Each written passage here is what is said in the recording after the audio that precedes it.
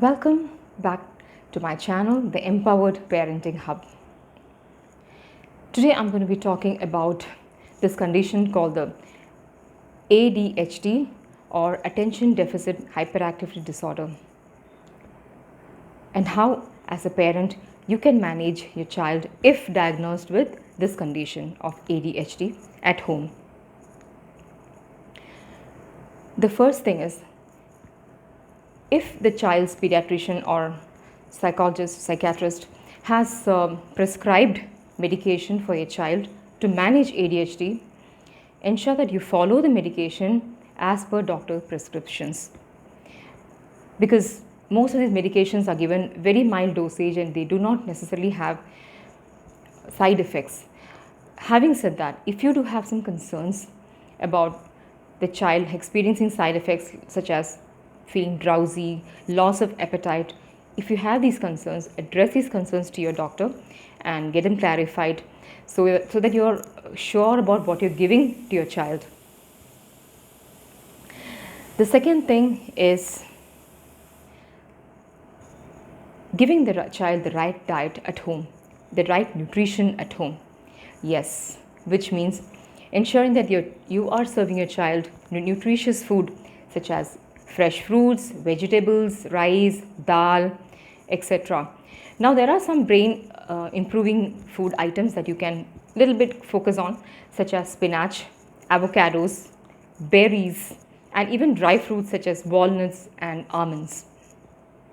Now if you're giving almonds, I would suggest that you soak the almonds in water the previous night and the morning remove this brown skin and give the white to your child. Either the child can bite it and eat it early in the morning, or maybe you can crush it and mix it with milk and give it to your child. That's also fine, but they're very good for brain. Now when it comes to food, one thing I definitely would like to stress here is that ensure you do not give junk food to your child. Yes, because these junk food has a lot of sugar in it, and that causes the brain to get even more activated. Then you will see that suppose your child has had a good chunk of cake the previous night or ice cream the previous night, you will see that change the very next morning. He will or she'll be very active, extremely hyperactive. So if you want to avoid something like that, as far as possible, do not give these too much of food laden with sugar, like cake and ice creams and jellies and all those things. Instead, give fresh fruits and vegetables. Now again, if you are giving fruits, it's much better that your child bites and eats the food and not in the form of fruit juices.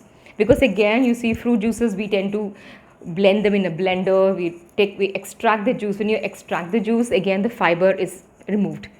So it doesn't serve any purpose because the fiber is already removed from the fruit, and we are adding sugar when we're giving to a child. So it's much better that if you're serving fruit juices, avoid that way in that form. Instead, give the child fresh in the fruit form so that the child bites the fruit and eats it.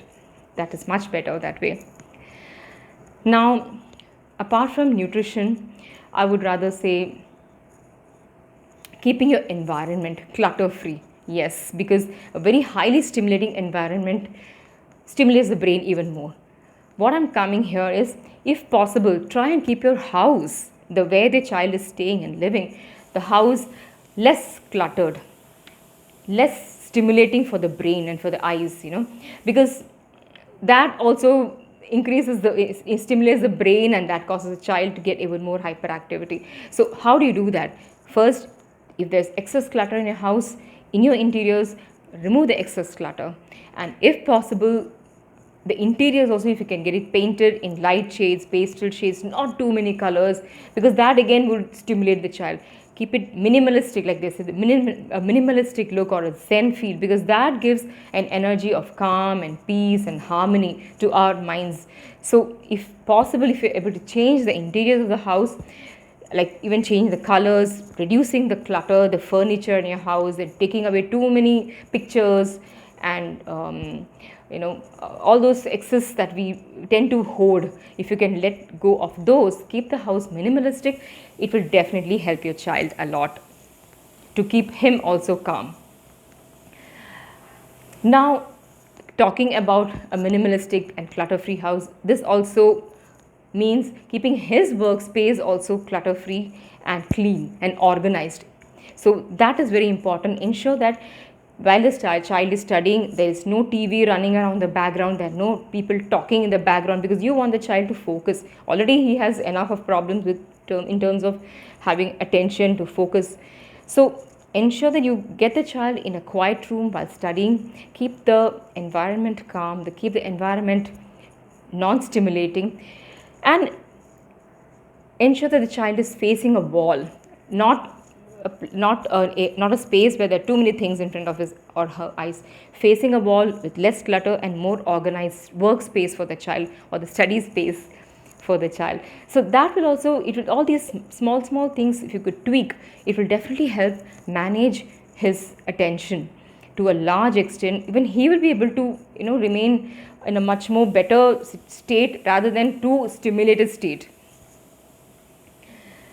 The next thing is, at school also, if possible, if you are able to suggest to your the class teacher that the child is being made seated in front, in the first row of the class, so that way the child knows that the teacher is there right in front of him or her, and the teacher is going to be looking at her while talking to him. So that will keep him a little more alert. Okay, she's going to be talking to me, that I have to be focused on her. So somewhere psychologically, even he will tend to focus more on what the teacher is saying. So if possible, get the child seated in the front row where there's not much of activity happening around him. He just sees the teacher in front of him. That is also going to help him or her a lot in maintaining attention to a good extent.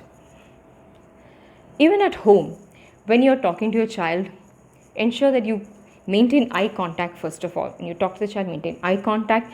And suppose there are 2-3 things you want the child to do, instead of doing multi-step instruction all in one go, because it's going to be too much for the child to process the whole thing. What if you want, do this and then do that and then do this, it's going to be too much for the child to process all those instructions. Instead, give the child one step at a time to follow, or one task at a time to follow. So the child knows, okay, I'll first do this and then what? Then you can give the next task. Also, when you're talking to the child, like I said earlier, look at the child, maintain eye contact, and then give the task, or then give an instruction, so the child knows what he or she is supposed to do. And talk slowly so the child can process what you are doing, because what you're saying, because the child's brain is already very much activated. So if possible, talk slowly, look into the child's eyes, and give single step instruction. After doing all this, if your child has been quite successful in managing his or her attention, please appreciate your child, reward the child, not again with sugar items, but with an appreciation, buying him or her a sticker, a simple gift, nothing too expensive, but a simple gift, because that will again motivate the child to follow the same pattern. You can also add a behavior modification chart if you would like to in this process.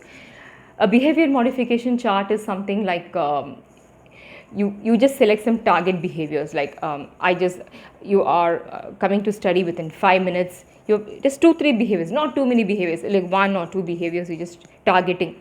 You're coming to study within 5 minutes of me telling you. You are looking at me while talking to you, making eye contact while talking to you. So you're just picking up maximum 2 target behaviors, not too many. And if the child, and you explain it to the child, this is what I want you to do when you talk, look at me and talk. When I'm telling you to study, I want you to instantly comply with me and start studying, because it's our study time. And if the child is doing it, you are giving the child a sticker, just reinforcing with a sticker or a star or appreciation. So the child, when he or she sees the behavior modification chart with stickers and smileys, again he or she is visually seeing, okay, I'm earning these reinforcements, I'm earning these gifts. So there's a high possibility that they will start consciously exhibiting those behaviors that you want them to exhibit. So I would sum it up once again. These are the effective ways that you can manage a child with ADHD at home. One is follow a nutritious diet, low sugar diet, highly nutritious diet. Follow the doctor's advice. If the doctor says you have to give the medication, this dosage, follow up. Do not by yourself self-medicate or take away or wean away any medication. Do not do that.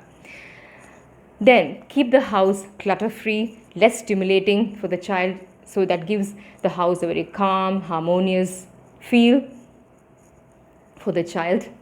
Keeping the child's workspace or study space also clutter-free, allowing the child to face the wall while studying.